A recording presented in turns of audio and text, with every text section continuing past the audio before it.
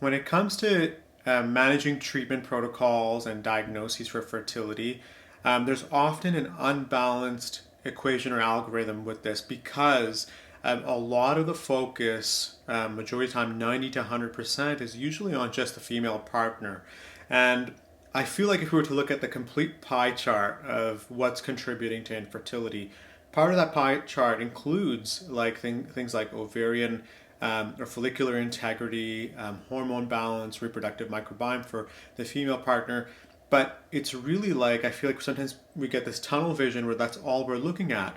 And why I think this can occur for a lot of patients is because the testing for sperm factor fertility is really quite limited. So while sperm motility and sperm concentration are incredibly valuable and important tests, they're really just the tip of the iceberg. And we're seeing that they just barely start to look at really the reproductive function and capacity of a patient. So over the last 10 years, we've seen so much more research coming out on the importance of things like DNA integrity and DNA fragmentation tests and HbA tests. So we're seeing that sperm health is a lot more than just the concentration or volume or the motility, and this is quite crucial because this ends up becoming more often than not an undervalued treatment approach to actually improving fertility success rates. In fact, a new research paper published this year reviewed over 20 clinical trials of just supporting sperm health for couples that are trying to conceive.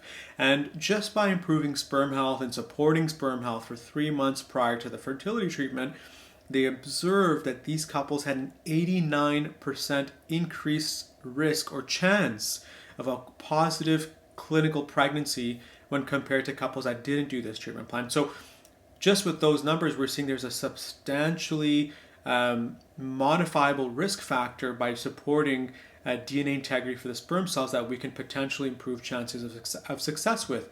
But this is something that's rarely discussed with patients. So first off, if there is an issue with DNA integrity for the sperm cell, there is no medication that's used for this. It's all preconception care, lifestyle, certain micronutrients and antioxidants that have been specifically studied for that. So it's very important to work with a licensed healthcare provider that has knowledge of this and can help guide evidence-based decisions and tests to help support proper sperm health and optimal sperm DNA integrity. And this is something, we see in a review that looked at over 5,000 IVF treatment cycles in the States. Supporting optimal DNA integrity for the sperm cells was actually seen to be one of the most important tests and predictors for things like IVF, and actually predicted IVF success much more accurately and closely than any other test for both partners.